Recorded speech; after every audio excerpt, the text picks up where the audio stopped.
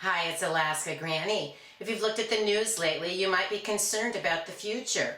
There's war breaking out all over the world. The price of gas is skyrocketing. Gas was nearly $5 the other day, and that is also reflected when we go to the grocery store. So it's becoming harder and harder to build a prepper pantry and to have an emergency food stockpile. But if times are becoming harder and harder, it's more important than ever that we make sure that we have rounded out the things that we have. Take an inventory of the foods that you have on hand and maybe figure out what you could add to it. How much money can you set aside to beef up your supply of foods? These are the top 10 foods that I'm looking at making sure I have plenty of in my prepper pantry and my food storage stockpile. They're foods that are easy to get, they're not very expensive, and they're very versatile. Plus, most of them can last for a very long time.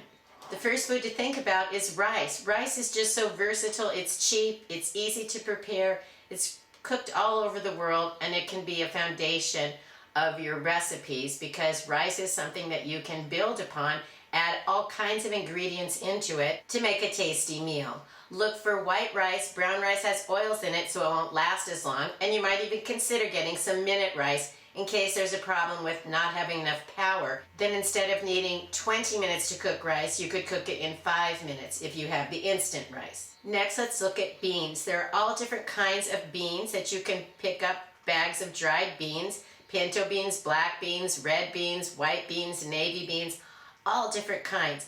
Get a variety so that you have options in your food storage stockpile. It's nice to pick them up 20 pounds at a time, but then you only have that one option in your pantry.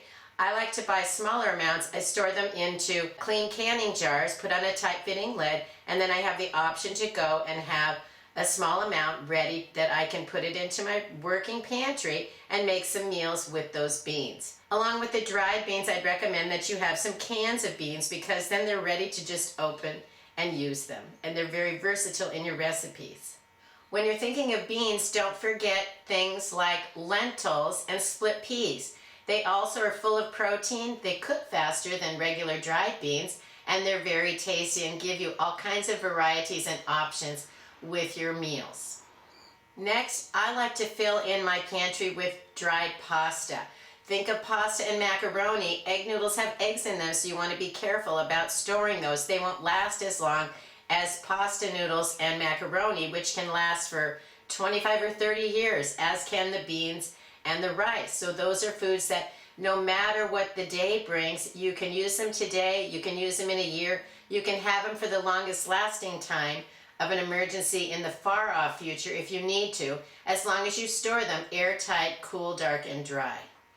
Next, let's look at options of canned meats. Canned meats can last like 6 or 8 years in your prepper pantry. Pop open the lid and you have that meat ready to serve. You can serve it with your rice, your beans, your pasta, and it's going to be a very protein-filled, enjoyable meal. Think beyond just meats like chicken, beef, turkey, ham, and think about some of the seafood options, and not just tuna and salmon. What about sardines and oysters? If that's something you like, pick up some of those. They're easy to prepare, they can add a lot of variety, and it might have been a food that you hadn't really thought about before.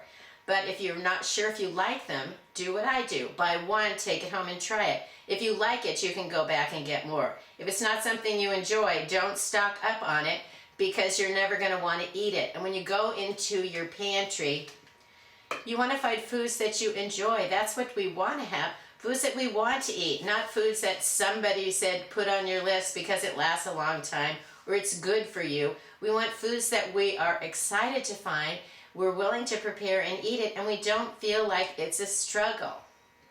Next, think about picking up canned fruits. There are lots of different kinds, but be warned that they don't last as long as canned meats. Canned meats can last many years, but the canned fruits tend to eat through the can or bloat or explode and leak. You want to make sure that you're rotating your canned fruits according to the date on them.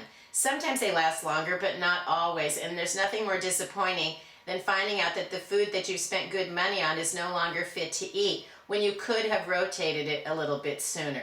So I don't stockpile as many cans of fruit as I used to, simply because I ended up with a lot of them getting wasted because they were no longer any good. Add to your stockpile with your favorite canned vegetables, and don't forget tomatoes. Tomatoes are acidic, so they also can't last forever, but I've not had problems with tomatoes like I have with cans of fruit, especially pineapple. I think it was maybe some Rotel or diced chilies, I think, were something that I had a problem with recently that I hadn't never had that problem before. I think one reason is the cans are not as sturdy as they used to be. They're becoming thinner. You can practically squish them in your hand when you pick them up in the store. They're just not the high quality, heavy duty cans that we used to find in the past. If you notice, when you buy canned foods at the store, they're perfectly good when you pick them off of the shelf. But then by the time you get them home, they've been thrown into the bag, moved into the car, brought into the kitchen, and sometimes they're already dented by then. They're just not made like they used to be. So we need to keep better track of what are the dates on our canned foods so that we don't end up with it getting wasted because the can was compromised. If you're a fan of peanut butter, get some. I recently saw small jars of the store brand peanut butter for $1.50, which I thought was a terrific deal. Also pick up some canned nuts if it's something that you like. Nuts aren't going to last anywhere near as long as some of these other foods, but they are great as long as you remember to keep an eye on the date and rotate them. I have had jars of peanut butter that did go rancid. They weren't open and they looked fine, but when you smelled them, they just smelled horrible. So you do need to make sure that you're not storing more than you can use in a reasonable amount of time. Also look for packages of things like trail mix, dried fruit, nut mixes, because these are great for grab and go. If you don't have time to prepare a meal or if you need to rush out the door, these are a great kind of an option to have of foods that you can grab and go and eat and even stir them into your recipes. Imagine a chicken salad with a little bit of dried fruit and nuts. Wouldn't that be delicious? If milk is something that you use, maybe you want to pick up some powdered dry milk. The non-fat dry milk lasts the longest, but I don't care for it, so I buy the Nido Fortificata. It's a powdered whole milk. It's a product of Mexico, so you would find it on the Hispanic aisle. I find that it's easy to use. It's not very expensive. You can pick it up at Walmart. You can find it on Amazon, but the price fluctuates, so you might want to keep track if it's something that you want to pick up and watch and see what the price is. The prices do go up and down. Not like some of the other foods. Sometimes they only go up. So keep your eye out for that. Also think about snack foods. Popcorn is a great food that you can have in your long-term storage. But you don't want to freeze it because each kernel has a little drop of moisture. And it's the moisture when you heat it up that's what gives it its pop. So you want to store your popcorn just like other foods. Airtight, cool, dark, and dry. Plus, if times became very hard, you could grind up your popcorn and then you would have some cornmeal. I like oatmeal, so I always have plenty of it on hand. Oatmeal is versatile because you can cook it on the stove as oatmeal. You can make overnight oats without any cooking just by soaking it. You can make oat milk out of it. You can also grind it up and make oat flour. Use it in your baking supplies. So oatmeal is something that I always have plenty of it on hand. You might look over your other baking ingredients. Do you have flour, sugar, baking soda, baking powder? Make sure that you have those things if it's something that you like. If you like something like making pancakes, have your basic ingredients or maybe pick up a pancake mix. Do you like making muffins? Have your basic ingredients or maybe pick up a few muffin mixes. And then you have versatility built into your food stockpile.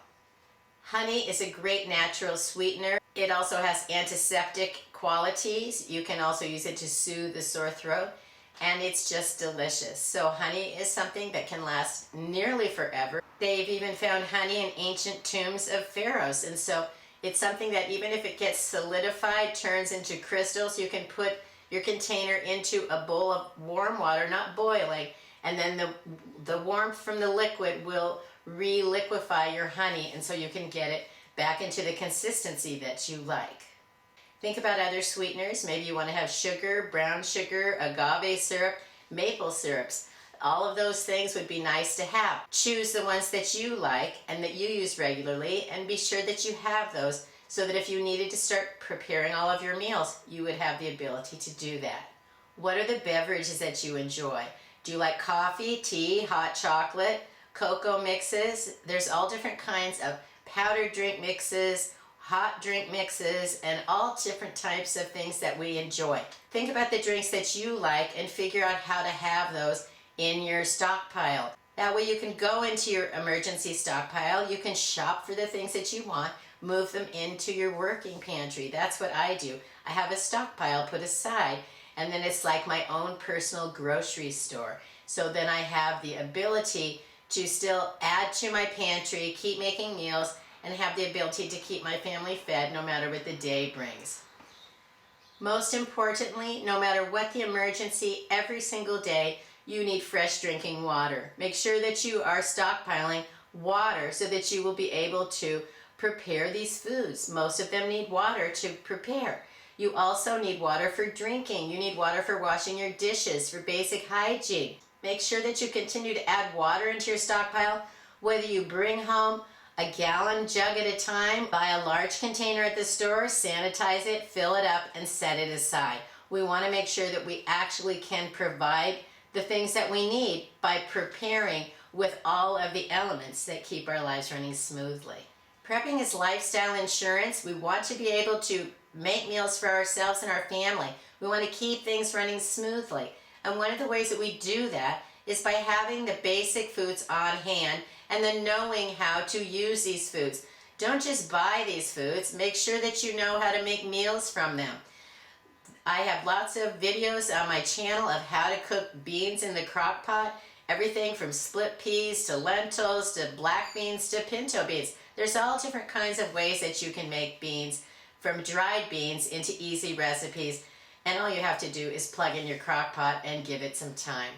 There's many ways to serve these basic foods, and so you want to make sure that you know how to use them and that you're willing to eat them. And those are the foods that belong in your top 10 emergency food stockpile. Leave it in the comments. What other foods do you think we should add to our stockpile? How do you feel about the prices going up? Are you concerned? Are you worried about what seems to be the decline of our society? I know there are times that I am, and that's when I figure out what is worrying me the most, and those are the things that I try to figure out. What can I prepare so that I can ease that worry, that I'll be able to solve some of those problems if they show up in the future. If you shop on Amazon, if you click on my link first in the description and then shop, it doesn't cost you anymore, and it provides a little bit of revenue that helps support my channel. I hope you'll like my video, share it. Please subscribe to the Alaska Granny channel.